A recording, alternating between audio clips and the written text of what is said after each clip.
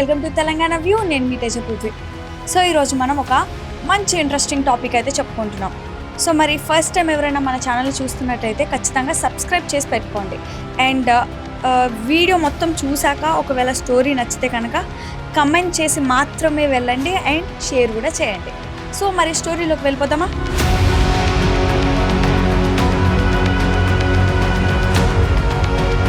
చింపిరి జుట్టు, గుబురుగా పెరిగిన గడ్డం, ఎండిపోయిన డొక్కలు, వంటిపై ఓ లుంగి, చూడగానే ఎలాంటి ఆదరణ లేని అభాగ్యుల్లా కనిపిస్తున్నారు కదా. పద్మ అవార్డులనే పక్కకు పెట్టేసిన ఆయన గురించి తెలుసుకోవాలనుకుంటున్నారా? ఆయన గురించి అసలు విషయం తెలిస్తే షాక్ అవ్వాల్సిందే. మహేష్ బాబు నటించిన శ్రీమంతుడు సినిమాకు ఏ మాత్రం తీసుకోని రియల్ స్టోరీ ఈ అలోక్ సాగర్ అనే వ్యక్తిది. మానవత్వానికి నిలువెత్తు అద్దం అలోక్ సాగర్. ఐఐటి ఢిల్లీ గ్రాడ్యుయేట్తో పాటు ఎన్నో మాస్టర్స్ డిగ్రీలను చేశారు. అంతేకాక యుఎస్లోని టెక్సస్లో హ్యూస్టన్ విశ్వవిద్యాలయం నుంచి పిహెచ్డి పూర్తి చేశారు. ఆర్బీఐ మాజీ గవర్నర్ రఘురామ్ రాజన్కు ప్రొఫెసర్గా పాఠాలు చెప్పింది అతడే అంటే నమ్మగలరా?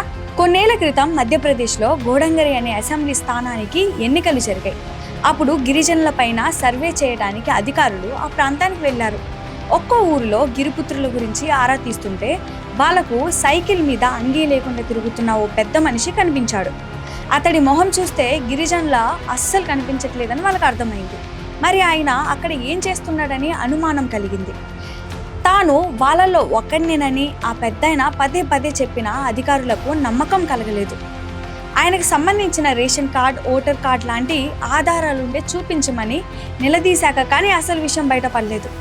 ఆ గిరిపుత్రులలో ఒకడిగా కలిసిపోయి జీవిస్తున్న ఆ పెద్దాయన పేరు అలోక్ సాగర్. అతడి తండ్రి ఐఆర్ఎస్ అధికారి, తల్లి ఫిజిక్స్ ప్రొఫెసర్. ఢిల్లీ ఐఐటి నుంచి ఎలక్ట్రికల్ ఇంజనీరింగ్ పీజీ పూర్తి చేసిన మేధావి. ఆ పైన టెక్సస్లోని హ్యూస్టన్ యూనివర్సిటీ నుంచి పిహెచ్డి పట్టా కూడా అందుకున్నాడు. భారత్కు తిరిగొచ్చి ఢిల్లీ ఐఐటిలో 10 ఏళ్ల పాటు ప్రొఫెసర్గా పనిచేశారు. అలా అలోక్ దగ్గర పాఠాలు నేర్చుకున్న ఎంతోమంది ప్రముఖుల్లో మాజీ ఆర్బీఐ గవర్నర్ రఘురామ్ రాజన్ కూడా ఉన్నారు. ఆయన చరిత్రను తెలుసుకున్నాక అక్కడి అధికారులకు ఆశ్చర్యంతో నోట మాట రాలేదు. ఐఐటిలో ప్రొఫెసర్గా పనిచేస్తున్న సమయంలో ఓసారి ఏదో పరిశోధన పని మీద మధ్యప్రదేశ్లోని మారుమూల ప్రాంతానికి వెళ్లారు అలోక్.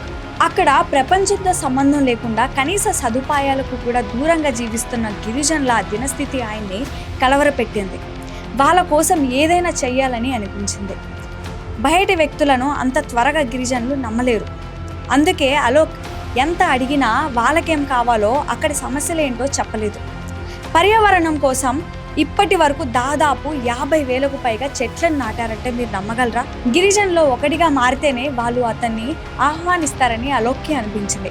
ఐఐటిలో పాఠాలు తాను కాకపోతే మరొకరు చెప్తారని, కానీ వాళ్ళ జీవితాలని మార్చడానికి తాను పూనుకోకపోతే ఇంకొకరు వస్తారన్న గ్యారంటీ లేదని అనిపించిందని, దాంతో మరో ఆలోచన లేకుండా ఢిల్లీ వెళ్ళి ఉద్యోగానికి రాజీనామా చేసి 32 ఏళ్ల క్రితం కట్టుబట్టలతో కోచాము అనే గిరిజన గ్రామానికి చేరుకున్నారు.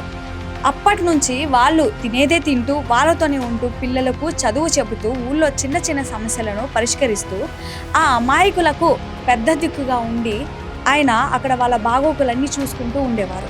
గిరిజనులో ఒకళ్ళ ఉండాలంటే మరి వాళ్ళకి తగ్గట్టుగానే వేషభాషలు కూడా ఉండాలి. 25 ఏళ్లుగా అలానే జీవిస్తున్నారు అలోక్. ఒక సైకిల్, 3 జతల దుస్తులు, ఇవే ఆ గూడెంలో ఆయనకు ఆస్తి. ఆ సైకిల్ మీదే సుదూర ప్రాంతాలకు వెళ్ళి రకరకాల విత్తనాలను సేకరించి వాటిని గిరిజనులకు అమ్మడమే జీవనోపాధిగా మార్చుకున్నారు.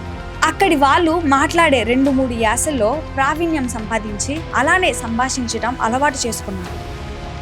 ప్రభుత్వ పథకాల ద్వారా గిరిజనులకు అందే అన్ని రకాల సౌకర్యాలు పూర్తిగా అందేలా చూస్తూ వాళ్ళ జీవన ప్రమాణాలను పెంచుతూ అండగా నిలబడ్డారు.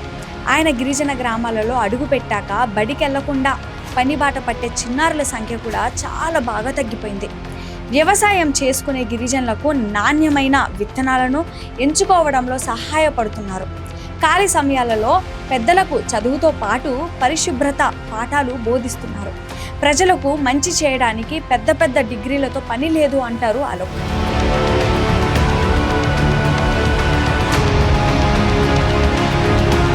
ఇప్పటికీ మనం తెల్లదొరలకు బానిసలుగా ఉన్నాం. మన ప్రభుత్వాలు వందల అడుగుల ఎత్తు విగ్రహాలని నిలబెడతాయి, కానీ పేద గిరిజన రైతుల కోసం మాత్రం ఏం చేయమంటారు అలోక్. మనిషి అన్నవాడు మాయమైపోతున్న ఈ రోజుల్లో అలోక్ సాగర్ లాంటి మనిషి మధ్యప్రదేశ్ అడవుల్లో గిరిజన సూర్యుడిగా వెలిగిపోతున్నాడు. ఇటువంటి మనిషి ముందు పద్మశ్రీ అవార్డు కూడా చాలా చిన్నదేమో అనిపిస్తుంది.